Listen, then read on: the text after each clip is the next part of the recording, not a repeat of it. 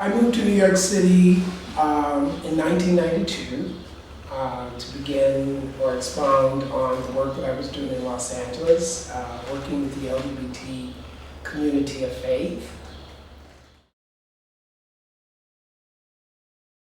I was drawn to nonprofit work at the very beginning of the AIDS epidemic. I recall reading about AIDS in the Los Angeles Times, and at that time I was working in corporate America, and I thought, excuse the expression, I felt called, so to speak, to respond to the information that was present at the time, and I felt that I could support the community by getting involved. And so I knew of an organization called Minority AIDS Project, which was in Los Angeles, and they were formalizing and organizing around responding to people, particularly young men that were dying very rapidly. So I started volunteering there, and from volunteering I became more involved and more interested. By that time I had already graduated from seminary, so I was sort of looking for some kind of work to get involved with, some kind of social services, and that's where I landed.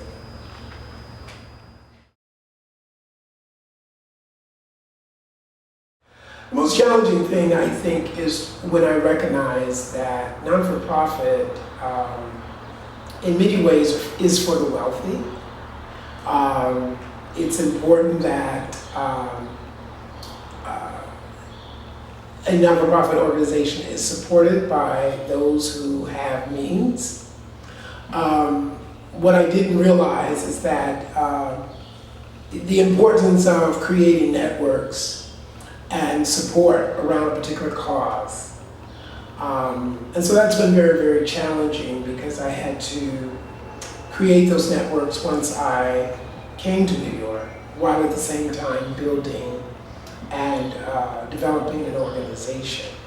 So that's been very, very difficult because most of the people that I was able to attract to the work were either very poor or didn't have the extra means to support the organization. And so the organization depended a lot upon government funding. And that's a big challenge when you're running an organization only on government support.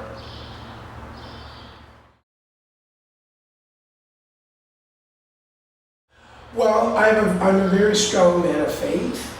My faith has supported me throughout my entire life. And my faith was taught to me as a child to play a major role in all the aspects that I participated in as a child. So I just grew up with that notion, and when things get very difficult for me, I draw very heavily from my faith journey.